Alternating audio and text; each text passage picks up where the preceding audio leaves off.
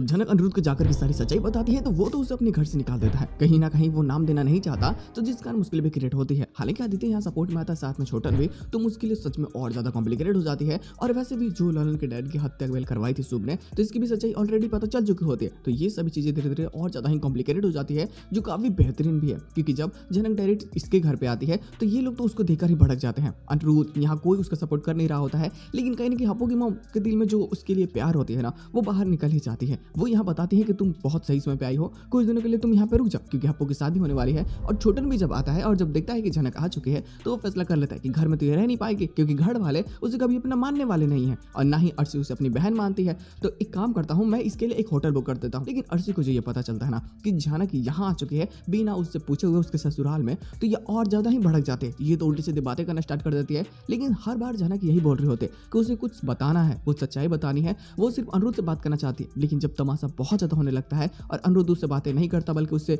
बेइज्जत करके घर से निकाल रहा होता है, तो वो अंततः सारी सच्चाई बता ही देती है। अब अनिरुद्ध इस चीज को जैसे सुनता है तो वो खुद शौक में चला जाता है कि आखिर ये कैसे हो सकता है। उसको लगता है कि उसे बर्बाद करने के लिए कोई साजिश रची जा रही है। आखिर जानक इतनी कैसे गिर गई, मतलब जो मैंने किया नहीं उसका मैं अपने सर पे क्यों लूं बोझ। अब यहाँ पे जनक समझाना चाहती है कि कैसे क्या हुआ था, लेकिन यहाँ अनिरुद्ध बहुत ज्यादा डर चुका होता है। उसे लगता है कि सोसाइटी में वो पूरी तरीके से बदनाम हो जाएगा। जो जानक के लिए स्टैंड ले रहा था, लेकिन जब बाड़ी खुद के लिए आई तो ये स्टैंड लेना ही भूल जाता है और अब धीरे धीरे और ज्यादा ही कमजोर पड़ रहा होता है। लेकिन घर वालों की नजर में अपनी इज्जत ना डाउन हो, इस कारण ये जानक को ही गलत साबित करने की कोशिश करता है। ये कई सारी बातें उल्टी सीधी बोलता है, जिससे कि लगता है जैसे कि जानक छोड़ के घर चली जाए, लेकिन ऐसा होता नहीं है। जानक अब यहाँ पे पूरी पावरफुल होती है, वो पूरी दम लगा करके बोल रही होती है और कहीं ना कहीं ये बातें अब सबको मानना ही पड़ता है। अब हालांकि यहाँ पे इन सभी का सपोर्ट छोटन भी करता है। कहीं ना कहीं वो जानता है कि जनक कोई भी ऐसी गलत बात नहीं बोलेगी। अगर वो इतने दूर से आई है तो जरूर बात में कुछ ना कुछ सच्चाई है। अब यहाँ पे तो वो सपोर्ट करता है, अपनी बहन जैसा मानता है, तो वो अनिरुद्ध और पूरी फैमिली के खिलाफ चला जाता है। कहीं ना कहीं शुभ जानक को ठिकाने लगाना चाहता है, मतलब कि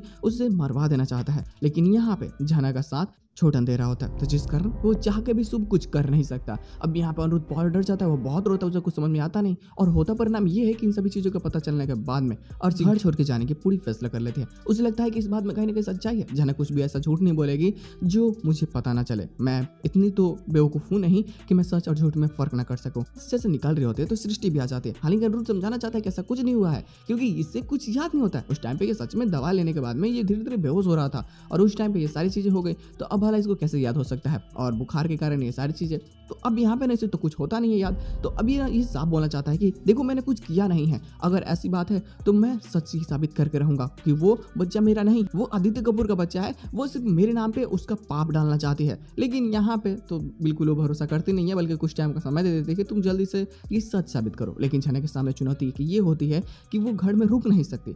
अगर घर में रुकेगी तो फिर बहुत बड़ा तमाशा हो जाएगा। तो इसे कैसे भी करके यहाँ से बाहर जा करके बस कोशिश करनी होगी कि वो अनिरुद्ध की सारी सच्चाई सबके सामने ला सके। लेकिन यहाँ पर वो ये भी सबको वार्निंग दे देती है कि अगर वो इस घर से जा रही है तो बच्चा हो जाने के बाद में डीएनए टेस्ट कराएगी, और अगर सच्चाई सामने आ गई तो उस बार वो सबकी जिंदगी बर्बाद कर देगी। सोच सकते हो ना कैसे क्या हो सकता है, ये बहुत कॉम्प्लिकेटेड केस बन जाए। वैसे यार जो ललन की भी स्टोरी लाइन है, अब देखो उसके डैड की हत्या जो शुभ ने करवाई थी, तो उसके लिए भी वो सबूत खोज रहा है। तो यहाँ एक साथ में बाप बेटे दोनों की इल लगने वाले हैं बहुत बुरी तरीके से। एक तो शुभ पहले जेल में जाएगा, दूसरा पीछे पीछे अनिरुद्ध भी, क्योंकि उसने फ्रॉड किया है। ये चीजें गलत है, किसी के साथ में वादा करना, संबंध बनाना और उसे छोड़ देना। अब ये सारी बातें पुलिस की नजर में तो और ज्यादा इसे विलेन बना देगी, जो सच में यार काफी मजेदार, बेहतरीन और कॉम्प्लिकेटेड होने वाली है। तो बोलो बेहतरीन तो होने ही वाला है ना। खैर एक अपलोड की बात कर, कुछ रूमर्स निकल करके आ रही है कि जानक वेल यहाँ से चली जाएगी और उसके बच्चे का जो पिता का नाम मिलेगा वो आदित्य कपूर का होगा, मतलब एज ए दोस्त के रूप में, ठीक है। लेकिन इसमें भी कुछ लूपहोल्स होते हैं, मतलब ये पूरी रूमर सच नहीं है, क्योंकि चीजें यहाँ भी कॉम्प्लिकेटेड बन रही होती है। क्योंकि जनक जाने से पहले वो इतना तमाशा तो जरूर ही कर देगी कि अनिरुद्ध की जिंदगी बर्बाद हो जाए, मतलब कि तहस नहस। और अब अगर अपने बच्चे की लड़ाई, अपने बच्चे के पिता के नाम की लड़ाई अगर उससे जीतनी है, तो उसे सच में बहुत अच्छी खासी प्लानिंग बनानी होगी आशीष, ऋषि और एंटायर फैमिली के खिलाफ में, जो सच में काफी मजा दे देगी यार। तो बस यार आज के एपिसोड बस इतना ही। हम लोग मिलते हैं किसी नए वीडियो के साथ में, तब तक के लिए बाय।